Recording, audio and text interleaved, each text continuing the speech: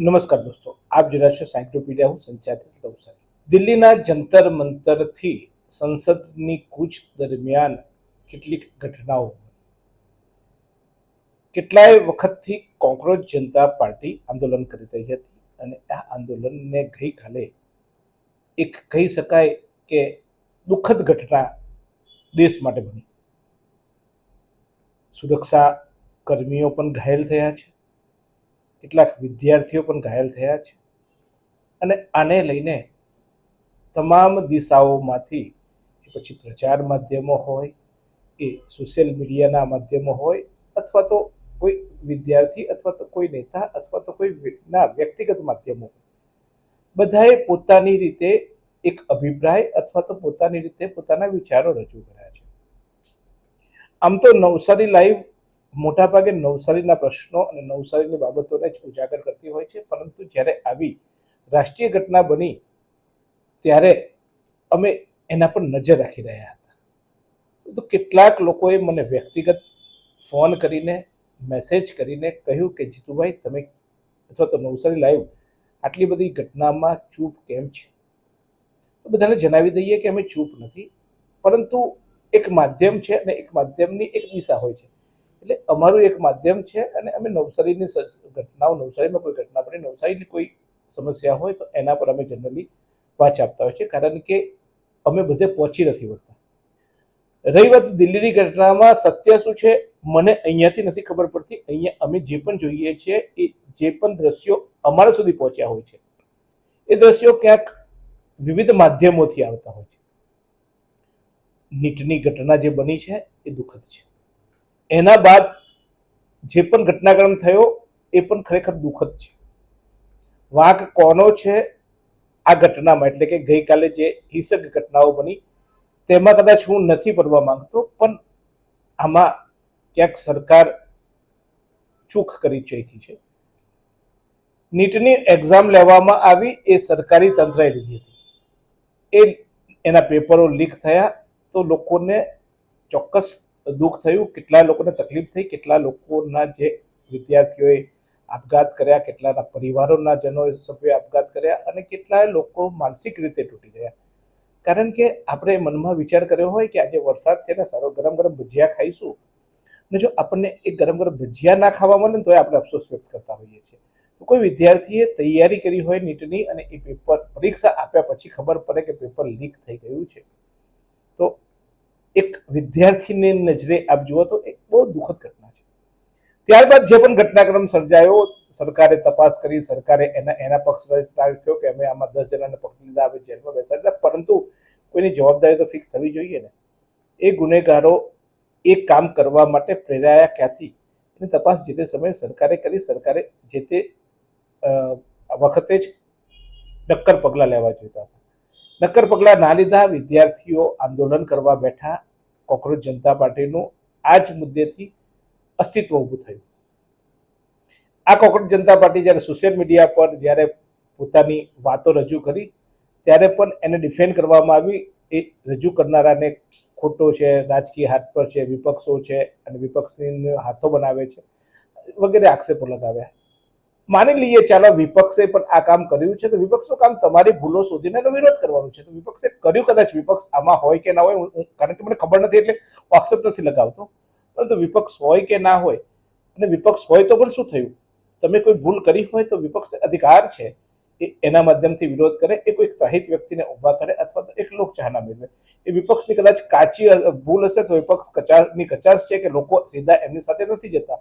તો આવી રીતે આડકતરા જ્યારે વિરોધો થતા હોય ત્યારે એને સમર્થન લોકો આપતા હોય છે. પણ આ વખતે સરકારે જાગૃત થવાની જરૂર હતી.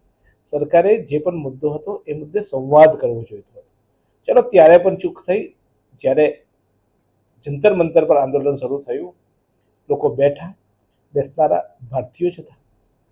ભલે એ વિપક્ષી હશે, તમારું કહેવું છે કે વિપક્ષનો પ્રોપોગન્ડા હતો અને જે પણ હતું તે અમે એની સાથે કોઈ એને સમર્થન પણ નથી આપતો ને વિરોધ પણ નથી કરતો.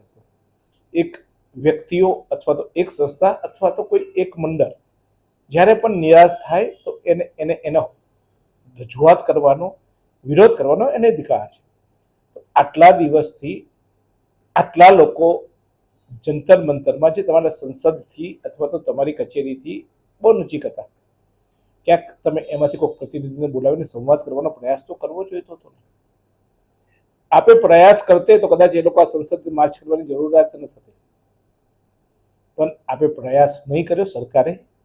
સરકારે સંવાદ કરવો જોઈતો તો એ લોકોની માંગણીઓ કદાચ કઠોર હતી.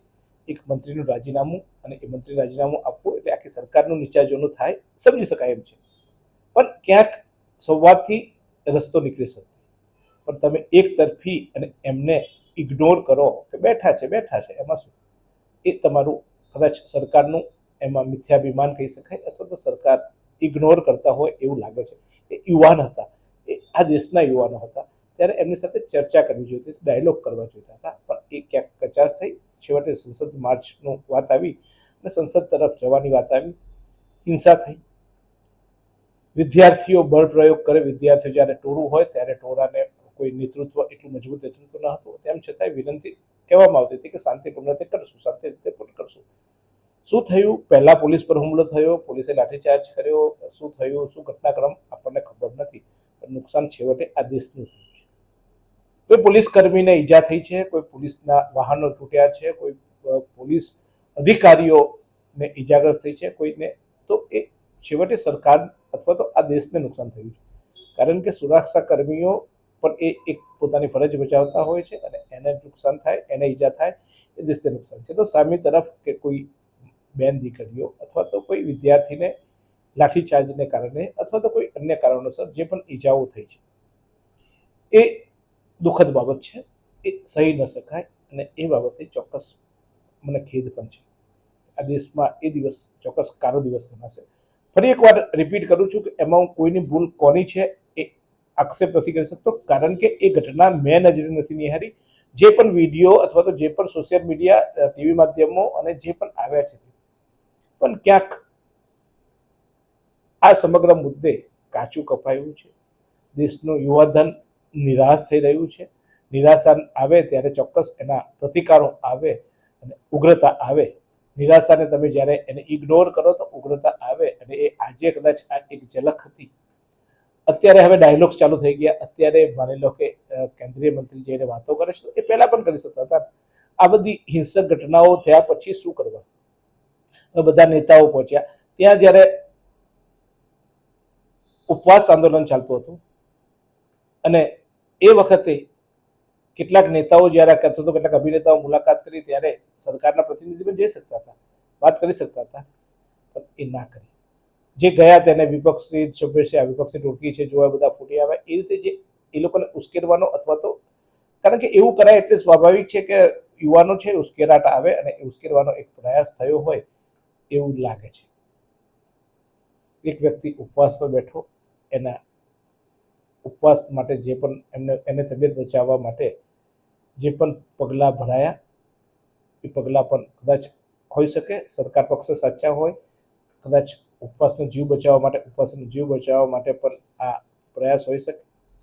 પણ છેવટે જે થયું એ ખોટું થયું છે અને એને હું ચોક્કસ વખોડી કાઢું છું.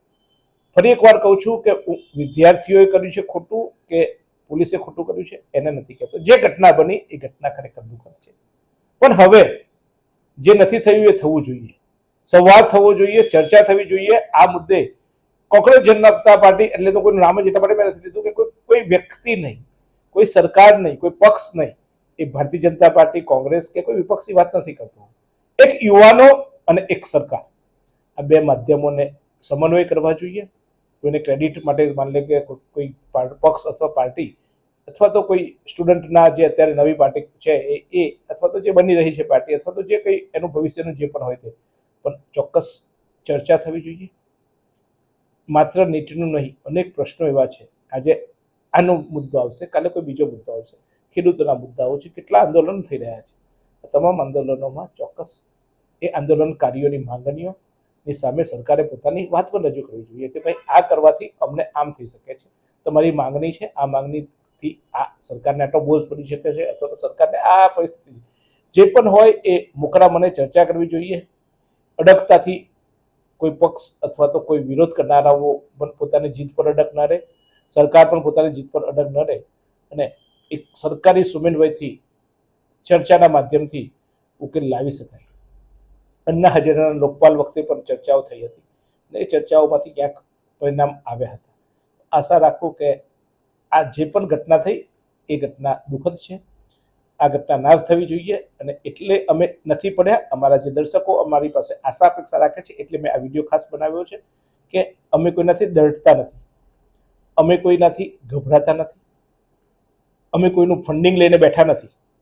એટલે ઘણા એવું કહે છે કે ભાઈ પૈસા આપે ચૂપ, સરકાર સામે તમે નથી બોલતા. સરકાર સામે અમે બોલીએ છીએ પણ એ માધ્યમ અમે નથી. કારણ કે જે ઘટનાક્રમ બને છે અહીંયાથી હજારો કિલોમીટર દૂર બને છે. ત્યાં જે પણ માંગણી કરનાર છે, જે પણ યુવાનો છે અથવા તો જે પણ આંદોલનકારીઓ છે એની સાથે અમે સંપર્ક નથી કરી શકતા અને અમારી પાસે એવી મોટી ફોર્સ નથી કે અમે ત્યાં કોઈ પ્રતિનિધિ મોકલી શકીએ. કારણ કે આર્થિક રીતે પણ અમને પોસાવવું જોઈએ અને અમારી ટીમ પણ એ રીતે એટલી સક્ષમ નથી. નવસારીની કોઈ બાબત હોય તો અમે સક્ષમ છીએ. મોટા સમાચારો કવર કરવા માટે એટલું ટીમવર્ક અમારી પાસે નથી અને અસત્યના માધ્યમથી જો અમે આ સમાચાર આપીએ અથવા તો એક પક્ષીય અથવા તો અમને જે માહિતી અન્ય સ્ત્રોતોથી મળે છે એનાથી અમે આપવા જઈએ તો ક્યાંક અમે અન્યાય કરી શકીએ. સમાચારને, સત્ય હકીકતને અમે કદાચ અન્યાય કરી શકીએ. એટલે અમે આ બાબતે ચૂપ છીએ, નજર રાખીને બેઠા છીએ. એ ઘટનાક્રમ જે છે એ ઘટનાક્રમને અમે વખોડી પણ કાઢીએ છીએ જે હિંસક થઈ તે, અને ચોક્કસ સરકારે એમાં સંવાદ કરવો જોઈએ.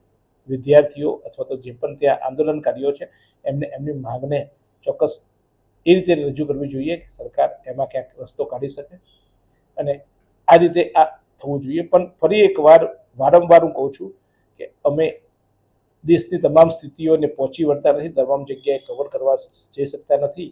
એટલે નવસારીની કોઈ વાત હોય, નવસારીની અથવા દક્ષિણ ગુજરાત સુધી અમારો વ્યાપ વધારી ચૂક્યા છે. મારી ઝટપટ ન્યૂઝ ચેનલ છે એ અત્યારે અમે દક્ષિણ ગુજરાત તરફ આગળ વધી રહ્યા છે.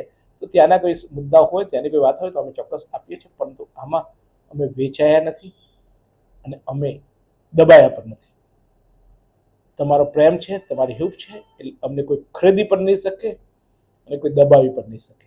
તમે જે રીતે મને હિંમત આપી રહ્યા છો, જે રીતે મને સાથ સહકાર આપી રહ્યા છો એ રીતે અમને અમારો કોઈ વાર પણ વાંકો નહીં કરી શકે.